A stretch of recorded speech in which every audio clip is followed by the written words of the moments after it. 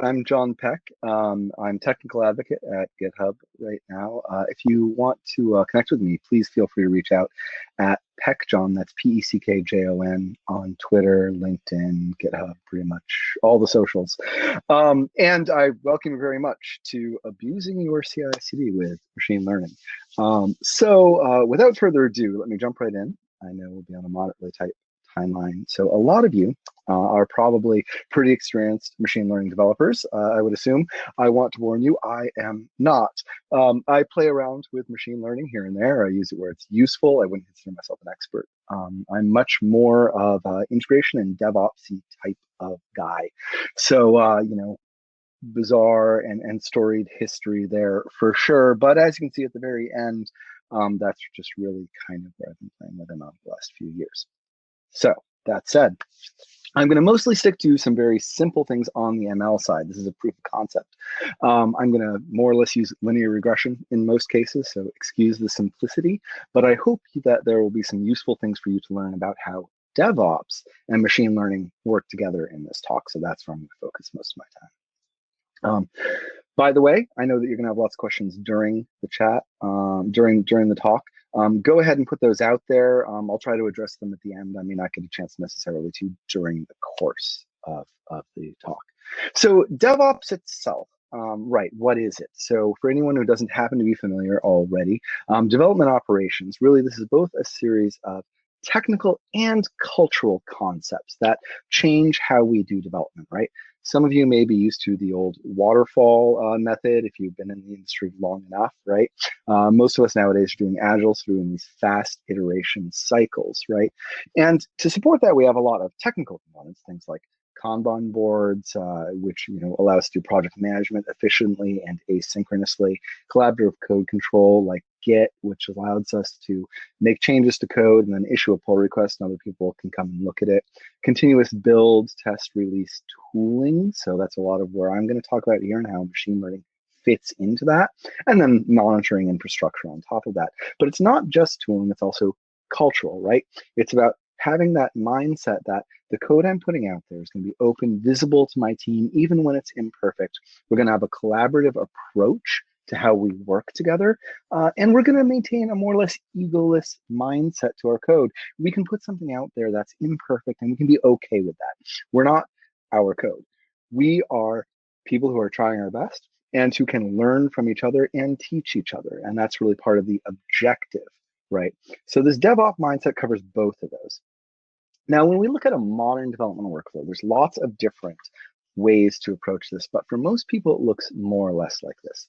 You spend a bunch of time planning and then maybe writing some code, but that code doesn't necessarily go right into the main branch of the project, right? You're maybe checking out some code that's already there, maybe something somebody else has worked on. You're making some changes to it, and then you're pushing that out there as a new branch, a new version of that code, but you don't immediately just squash it into the main line of the code.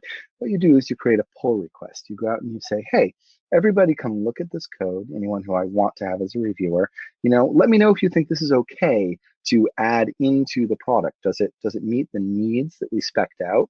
Does it pass the tests that we expect it to? Does it meet our style guidelines? Is it readable? Are there massive flaws in it that could be a problem? If people more or less agree that it's good to go, then go ahead and you merge that. And that's when you move on really to the CI/CD portion of your development workflow, right? This is where automation comes along and it does the build for you and it runs tests against it for you. And this again is a departure from what used to be like 10 years ago. I remember in my first real professional position 20 years ago or so, we actually had one person who was responsible for all of the builds and tests. We would finish up our code, we would integrate it, we would walk it over to him on a USB stick, and then 2 days later, he would turn around and say, okay, code's good, it works the way we want it to, it passes all the tests, and now I'm going to hand it to the next guy on a USB stick, and they're going to push it out there, right? Nowadays, the world is very different. In a smooth operation, people merge their code in. Automated systems will compile whatever artifacts we need, run whatever tests we've created against that code, verify that it looks good.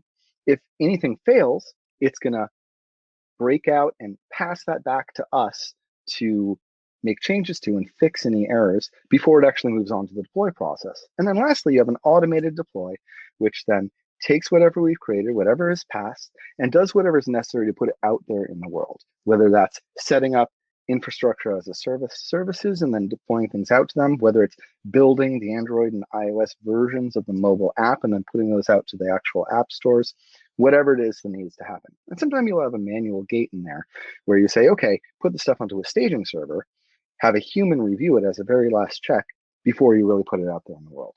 Lastly, we have some sort of monitoring. So once our code is actually out in the world live, we have something that's looking at it actually running in production and just verifying that, our hosts continue to stay up, our services continue to perform, and alerting us so that we can then react if something goes wrong and fix that. Now, when we take a look at this whole kind of end-to-end, there's a couple of things that are obviously out of scope of what we really want to talk about today. The planning and the actual coding, not really part of CI/CD. The hosting and monitoring, that's really about the platform we're running on. I want to focus on this middle box here, the version control service paired with the CI/CD. Now, you can have these as separate tooling, certainly. There's ways to get CI/CD standalone, right? Lots of popular things for that. But there's a few services that will do both of these all in one place, which is really convenient for developers because they are going along, you're writing your code, and then you want to deploy it or you want to see how the deploy process is going right there in the repo. You can just switch over to a different tab and see what's happening. There's a few different companies that provide that. Of course, I'm a little bit biased working for GitHub, and that's what I'm going to run this whole experiment on and demonstrate for you today. So we have the classic uses of CI/CD. So these are things that we're used to on a regular basis. You want to trigger on some change to a monitored branch. Somebody merges a PR. You're going to do some build process, creating your environment. Usually you're starting with a clean environment, pulling dependencies in, compiling your code, running whatever test suites you want against it. If there's errors, kicking it back. But there's some a little more esoteric things, like say checking for compliance issues, verifying that your licenses are all in line with what the company expects, that there aren't any exposed tokens, no passwords in the code that could be a problem if they leaked out into the outside world, right?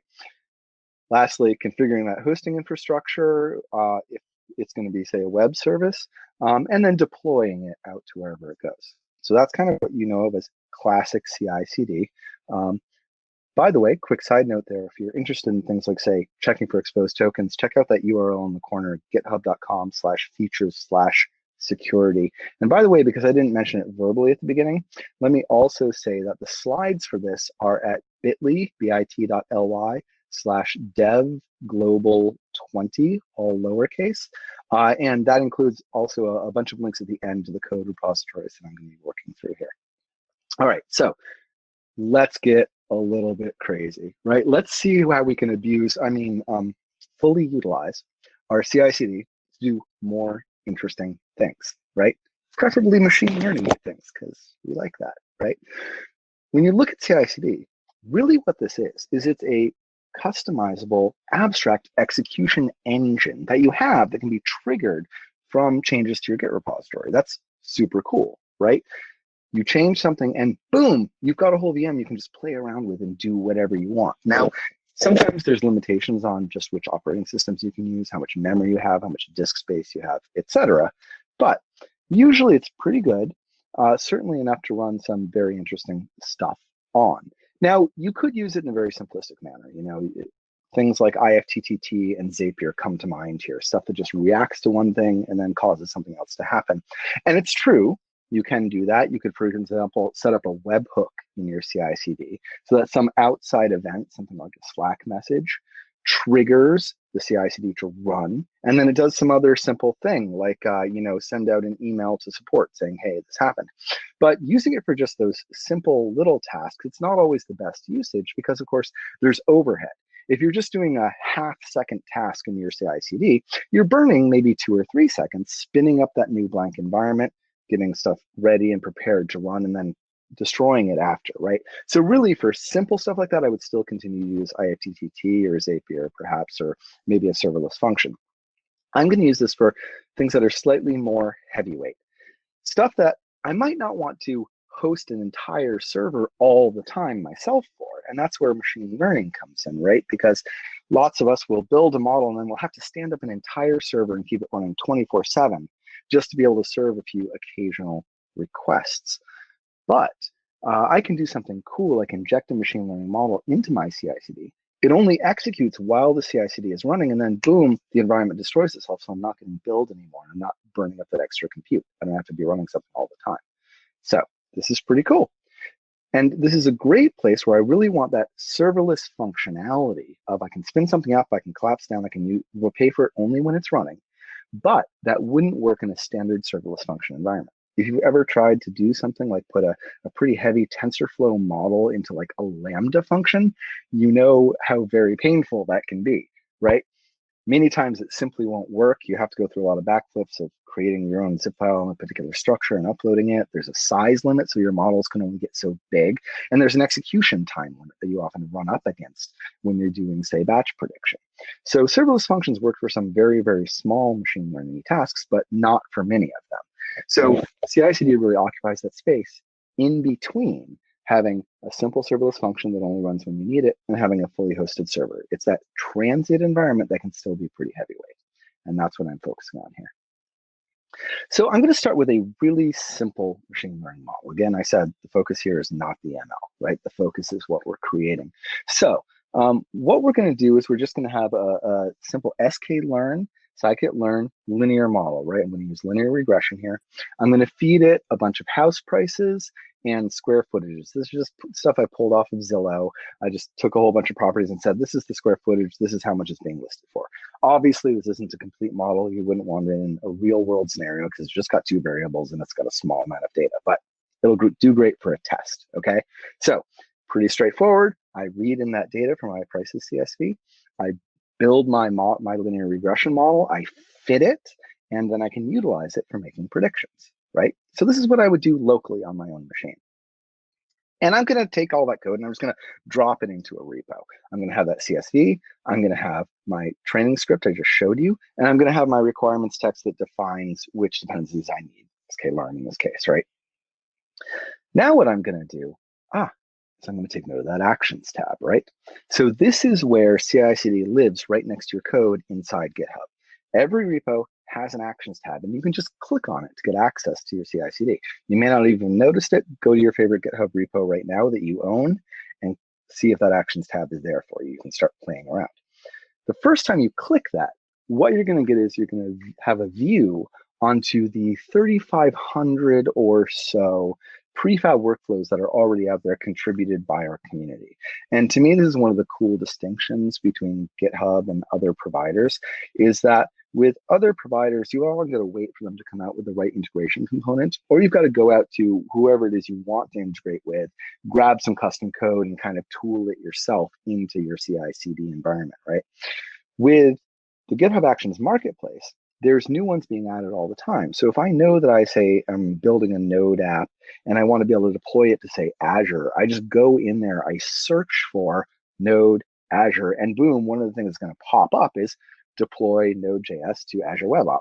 I click on that, I configure a few things, and within a couple of minutes, I have an action which is going to run whenever I check in code or merge it to the main line, and it's going to simply deploy my entire application out to Azure, right? So that's one example of many.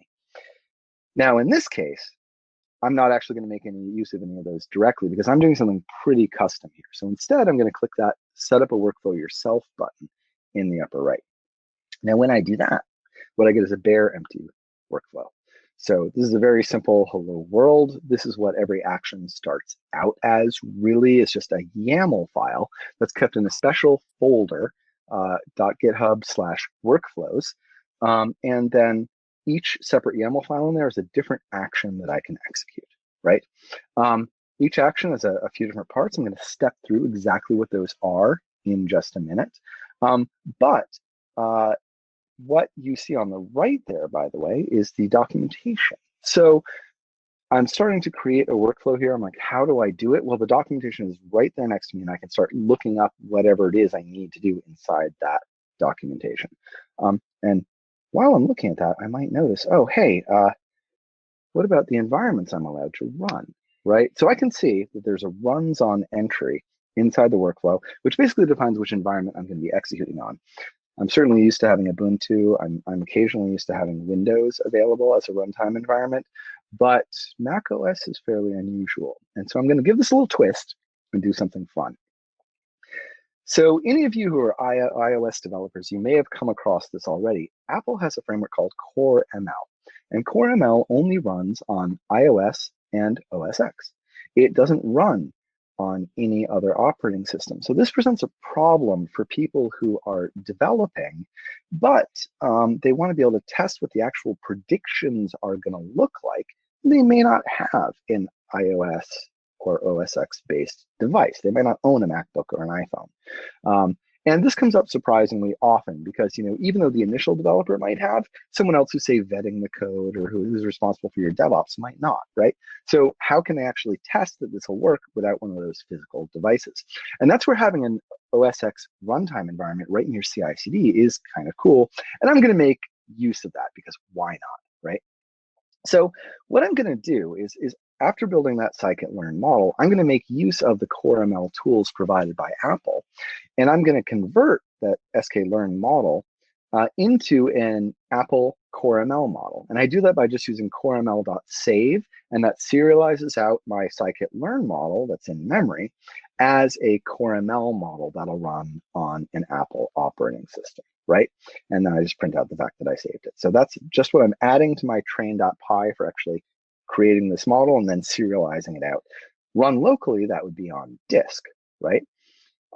Now, I'm also going to write a predict.py, and I'll show you what this looks like in terms of what you do, right? So pretty much the same as you might have done with other machine learning models. First, you're going to deserialize the model from disk, and with Apple ML, you do that by just calling ML model and giving it the file name. And then what I'm going to do is I'm going to read from a file called input.csv. So you saw my training data.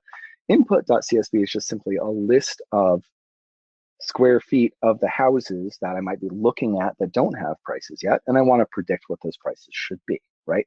I'm going to read through that, and then I'm going to write a file called output.csv, and I'm going to run the prediction for each line of that, and I'm going to write the results all to output.csv. So pretty much all I do here is if I've got a file input.csv on my machine and it's got a list of square footages, I run predict and I get out my output.csv, which contains all of my predictions. Pretty straightforward, simple stuff, right? So let's get interesting with this. Now what we're going to do is we're going to take this and we are going to actually put this into our actions. And what we do is we create a workflow with these parts I'm going to walk through here that'll actually execute these scripts whenever files change. So the first thing is I'm just creating a new YAML file right inside that .github/workflows folder, the one we saw through the create actions interface.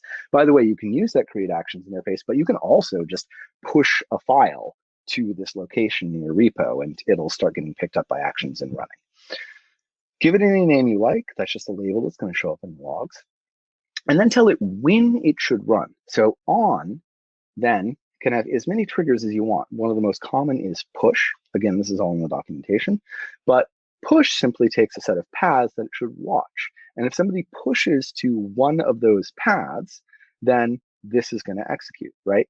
So if I go and I update, say, my training data by editing prices.csv, then this action is going to be triggered because it'll see that change to the file on the main line. And I could restrict specific branches if I wanted to. And then it's going to move forward. Next, I have a list of jobs, and I can have as many different jobs as I want.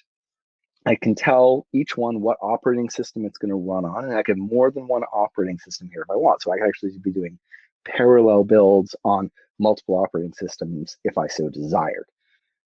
Also, I get to define some other things about the environment. I'm creating here what's called a matrix build. Now, right now, it's only got one element in it, but I could specify there more than one Python version by just adding to that array. So I might do 2.7, 3.6 if I wanted to test it out on both Python 2 and Python 3, for example, right?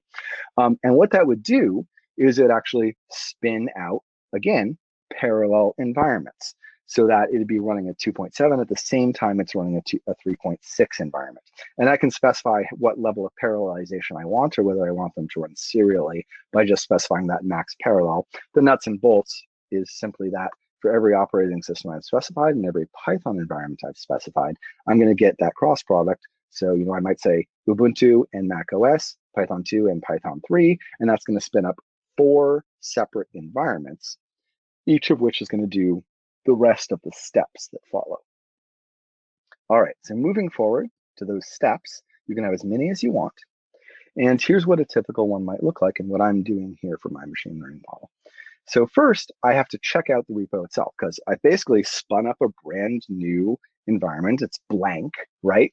So the first thing I'm going to do is I'm going to check out the code from the repo that this is running under into that empty environment. So I showed you all of those actions that were in the marketplace before, and you can use one of those wholesale, but you can also include them in your custom action script. So that's what I'm doing here. There's one out there called actions checkout, and I'm using V1 of that particular action as an inclusion to this action that I'm creating. And action checkout is pretty simple. It basically just says, hey, whatever repo I'm running under, go and check it out and get all of those files and pull them into my local directory, right? Since this is triggered by an action which requires credentials, push, it means that those credentials are available to the environment. So I'll show you, actually down at the bottom, there's something called secrets.github token. That's an implicit value that's set in the environment. I don't even have to worry about it. It's the credentials of the person who triggered this workflow, who actually did the push, that allow for that checkout and other things to occur that have to be privileged in the GitHub environment. Next step is I'm going to set up Python. And again, I'm just using somebody else's actions for setting up Python. So they've pre-scripted this thing where you tell it what version of Python I want to run, and it just sets it up and configures it for you. And then lastly, I'm going to run a series of shell commands. Now, this is pretty straightforward here. I'm going to pip3 install my requirements.txt. So now, boom, scikit-learn is available in my environment. And next, I'm going to run Python again and call that train.py. And that'll actually go and do everything we just saw. It'll go ahead and create that regression model, and it'll save it as a ML model file. Next, since I've just done a training, I might as well run my initial set of predictions. Boom, now I've got some output there available inside my local file set that's running in this environment. Lastly, what I want to do is I want to take that model that I created and the predictions that I just created, and I want to commit them back to the repo. So that's what this next step is simply configure my local Git. It just needs email and name specified because for some reason those are automatically defined in the environment. But after that, it does the commit and it just uses that GitHub token secret when it does that push down at the bottom to actually push those files back in. So what this means is right there in my repo, I start out with some basic files, my input, my prediction script, my initial prices for training, my requirements, and my training.py that we all just saw. Those are the only files in there. I'm then going to go and I'm going to say, edit the prices.csv, and I'm going to commit that. That causes a push to occur. Actions notices that, runs all of the stuff we just saw, creates those outputs, and commits them back to the repo. So then what I see is if I actually swapped over to that Actions tab, I could view it and see the log of what's actually occurring. Most of the time, I don't care about that after I've got it set up, but it's great for debugging when I'm first building my action script and want to make sure it's running right. I can see each step of it. I can break those out and see all of the lines that actually execute, how long they took, that sort of thing. If there's a failure, it'll actually email me to let me know something went wrong. So once this is up and running, I just get notified if anything ever breaks, yada, yada. After it executes, I see those 2 new files that are in my repo, the output.csv with the results and the model that it created, of course, to do those predictions for me.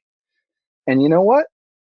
Maybe we don't always just want to run this when, say, the training data is updated. Maybe we want to make it possible for someone to, say, just update the prediction, rather the input CSV, and just get new predictions out, right? So no retraining is needed at that point. So it's a slightly different workflow, but the syntax is basically the same. Hey, I'm going to create a second workflow just for noticing predictions.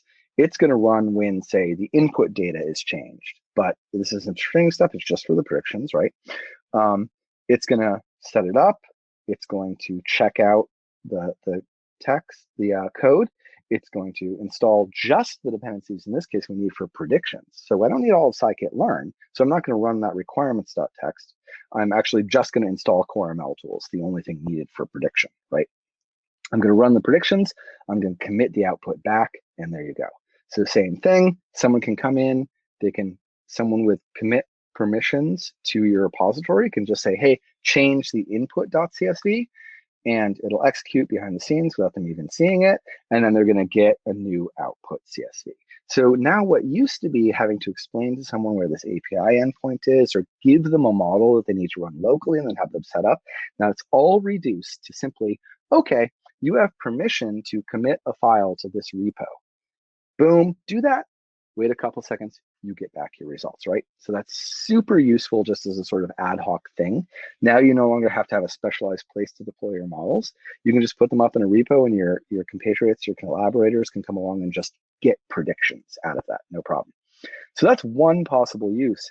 But there's lots of other things you could do with this, right? Like, you don't just have to make it available for other people to use.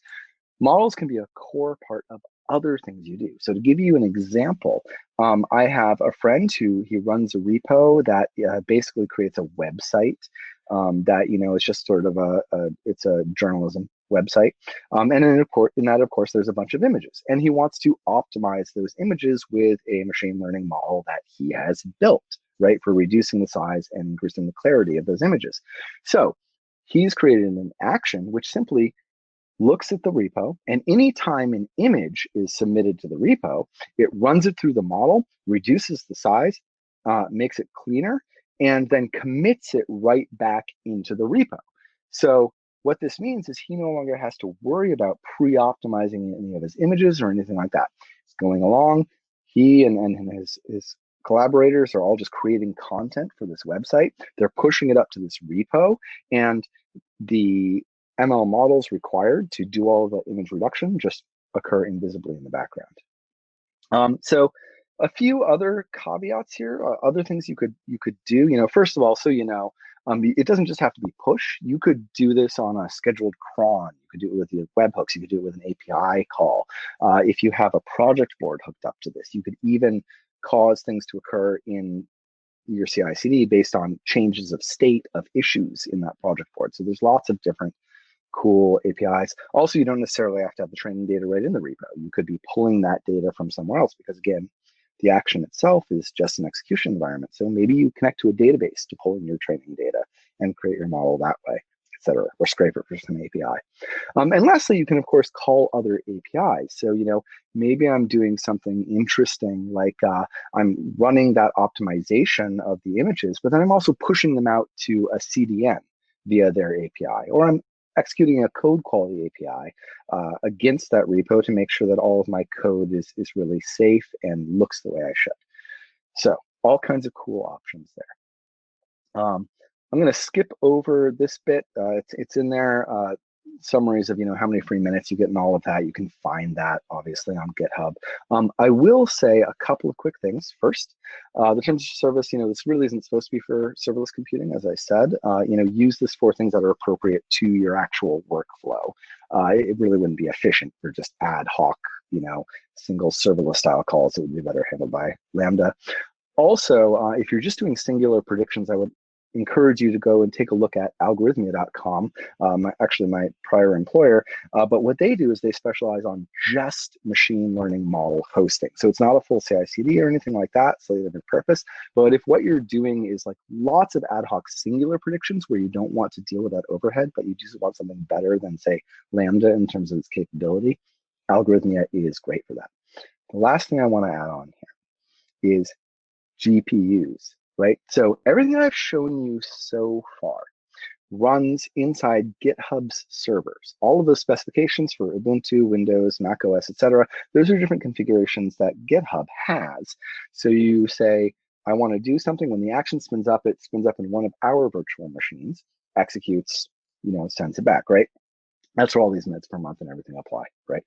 But if you want to do something a little bit more complex, you can use a self-hosted runner. And this is where I'm going to get kind of fun. So I've got a Jetson Nano given to me very kindly by NVIDIA. which wanted me to play with this dev kit, right? The cool thing about the Nano is it's actually got GPUs on it. So I'd love to make use of this somehow. And I have that sitting actually across the room from me at my desk. I want to be able to hook a GitHub action into it so I can make use of the GPUs on that to do some deep learning models, right? But I still don't want to have to like build lots of glue. I still want the action CI/CD syntax, the YAML files, all of that to run the way I just said. Fortunately, it's really easy to hook in. So what you do is you go into your repo, you go to the settings tab, and you find the action section.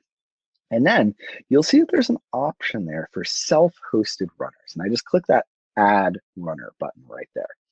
What it then does is it gives me a script that I should just pull down and run on my local machine. So I did that.